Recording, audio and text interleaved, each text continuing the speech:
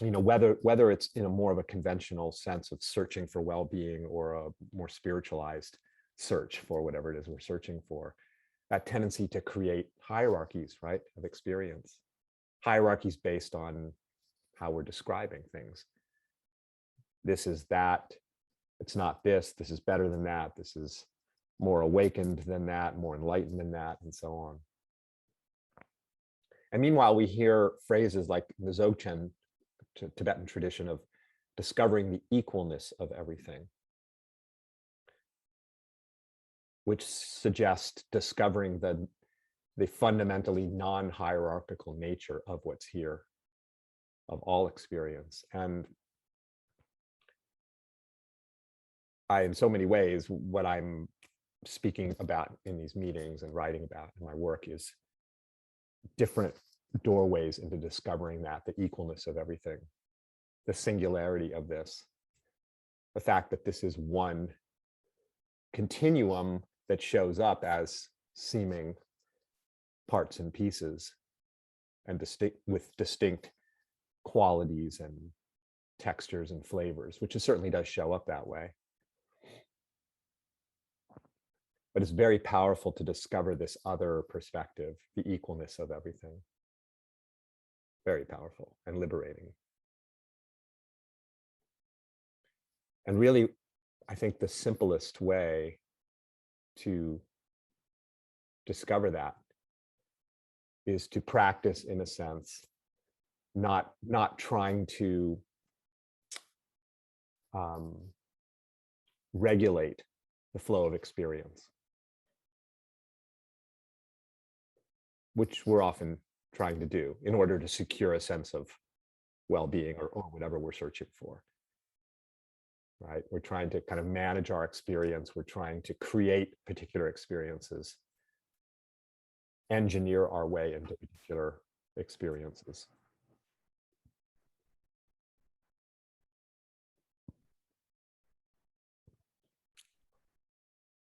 And ironically enough, that's all often in the search for a sense of being at home, a sense of being at peace. I'm going to engineer my way into that sense of being at peace, at rest, at ease.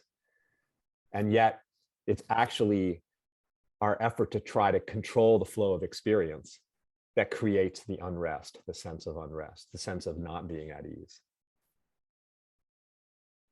So what would it be like to just relax any effort to try to control the flow of anything that's arising, to try to just relax that habit we have of trying to manipulate what's appearing in some way in order to secure and stabilize some sense of being okay, having well-being.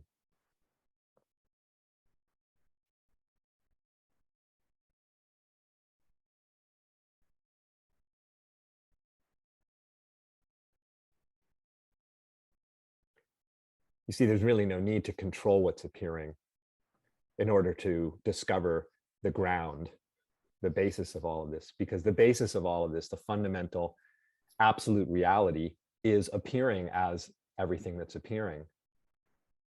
So just using common sense in a way,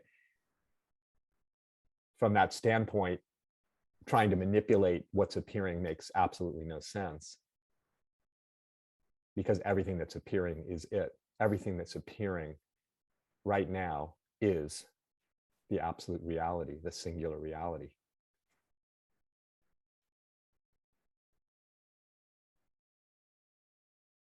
Everything we might label and describe as a thought, feeling, sensation, perception, memory, image, and so on.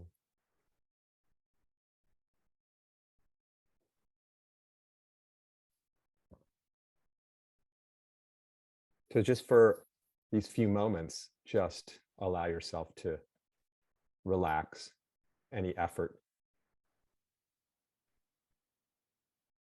to alter or modify or regulate or control whatever's appearing.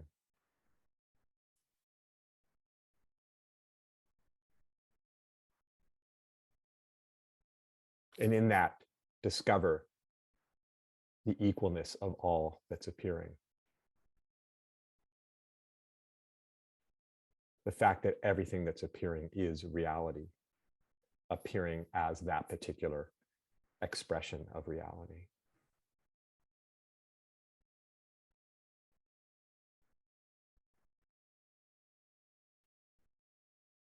There's no, from this perspective, there's no better experience. There's no truer experience. There's no realer, more awakened experience. For every experience, every appearance is inseparable from the ground, is an expression of the ground state, the basic state.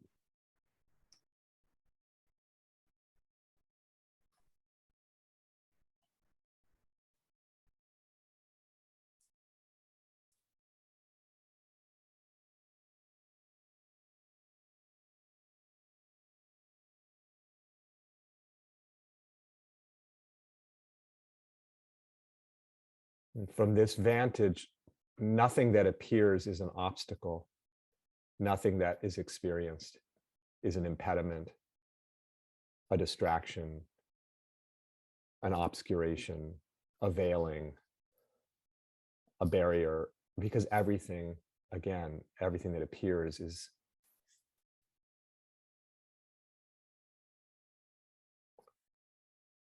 the display of life, the expression of life.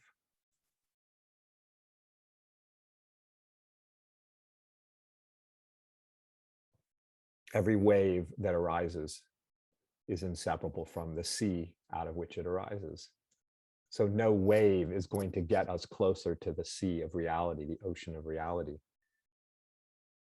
It makes no sense to correct the waves in order to draw closer to what the waves are made of, because every wave is equal in what it's made of.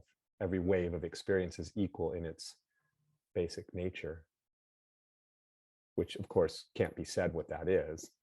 Its basic nature is unfathomable and indescribable.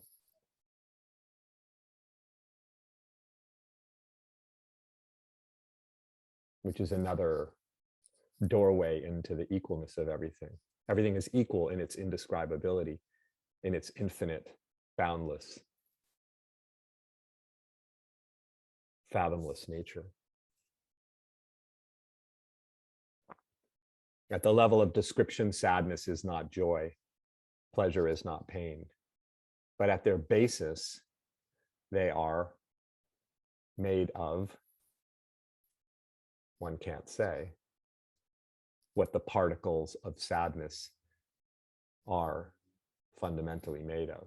The particles of joy, what are they fundamentally made of? They're made of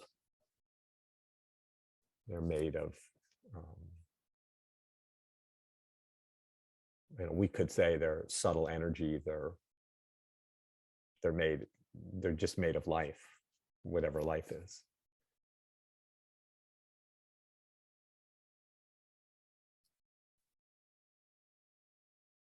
If we keep trying to secure whatever it is we're searching for in particular feelings, in particular states, in particular experiences, we will invariably miss the most powerful truth that the freedom and the peace and the divinity and the ground and the God that we're looking for in certain experiences is actually the very nature of every experience.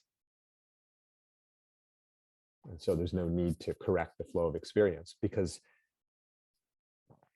I mean, this is can be a shocking thing to discover that the very experiences we thought were problems or evidence of missing something, missing truth, missing reality somehow, missing the ground. Evidence that the ground has somehow gone away and is absent, or experiences that we imagine are threats somehow to us.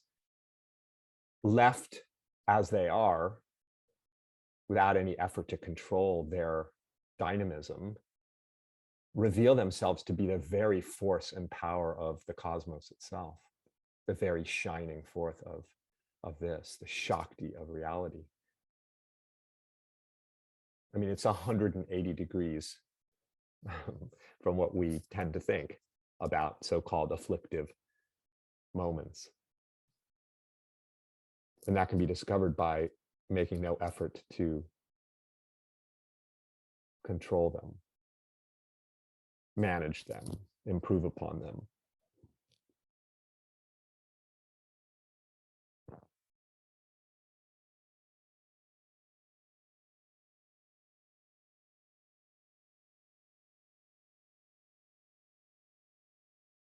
It's like we could say that the only reason we feel as if we're somehow out of the current of divinity, like we've lost that current somehow, where did it go? Is because we're actually trying to shape the current. We're trying to control the current. This is the current. This moment is the current of divinity, the current of reality, ceaseless, unstoppable.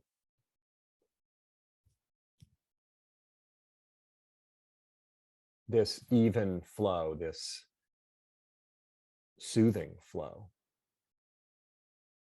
this unstoppable flow.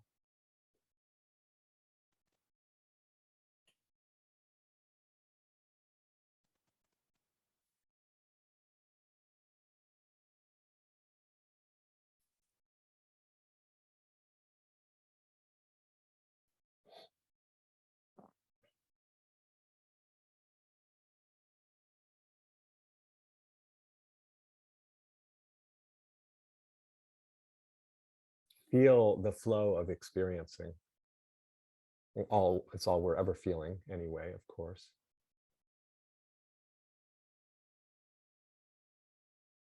Feel the potency of it, the clarity of it, the ease of it, when there's no effort made to regulate the flow, control the flow.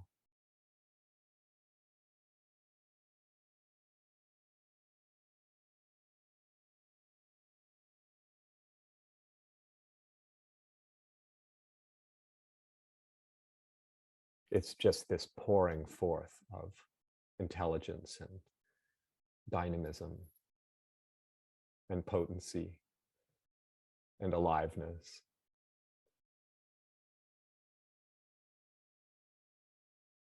Completely and always at ease with itself. Because there's not two things, there's just a single flow, a single shining forth as everything. Not one thing interacting with another thing, pushing or pulling against another thing, making effort towards another thing. From this vantage of one thing shining forth, one thing pouring forth, one reality streaming forth, there is no opposition anywhere. There is no tension anywhere. There's complete ease, one thing, being itself effortlessly, spontaneously, always, in every instant.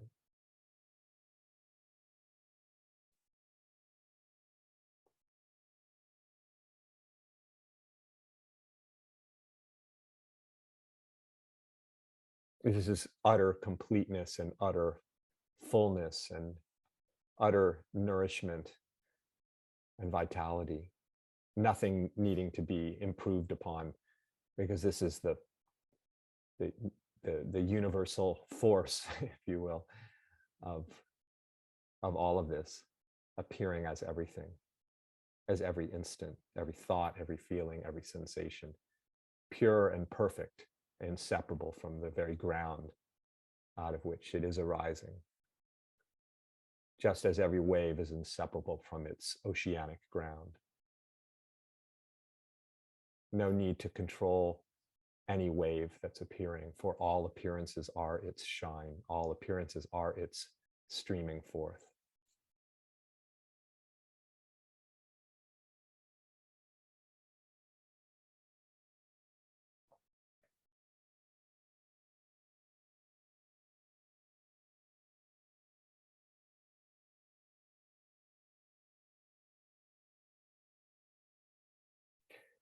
This is forever abiding within and as itself through all of its self-expressions.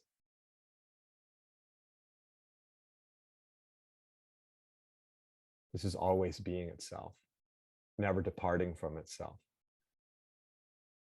even in all its apparent distinctive expressions and manifestations. From this vantage, nothing that arises, no wave of experience that arises has any independent existence apart from its ground, apart from its basis. No wave ever escapes the sea and becomes something other than the sea, which is why no wave needs to be corrected or fixed or managed. Just this pure flow of absolute well-being and vitality.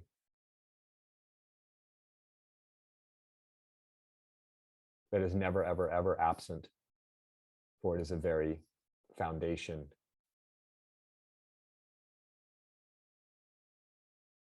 of each moment.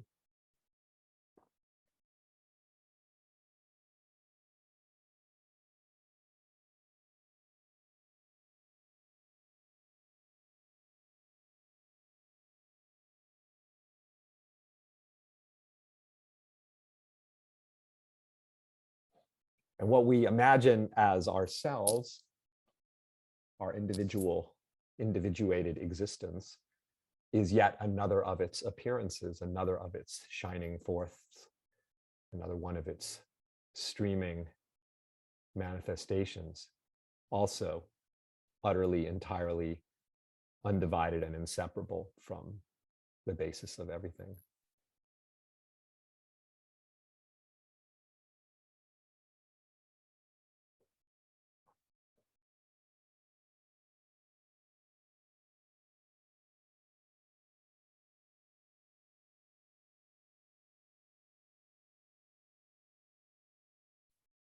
This is the understanding of emptiness, that there's nothing in this.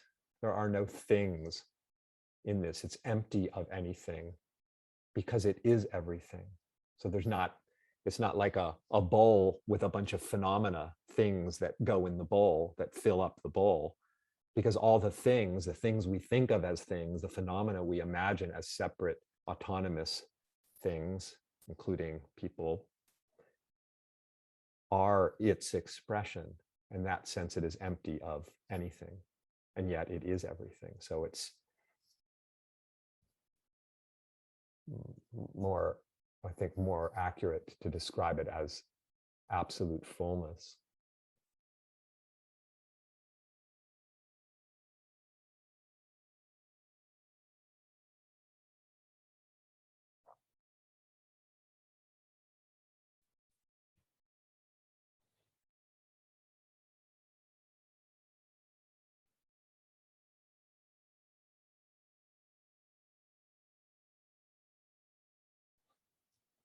And so it requires no special states or circumstances in order for it to be present, because it is the very presence of what is. Right now, eyes open or closed, meditating, not meditating, it's all the same. It's all the same flow of reality that, of course, always looks different, always looks unique in each instant, and yet is always the same reality, the same miraculous, astonishing reality that is here, always here, never absent.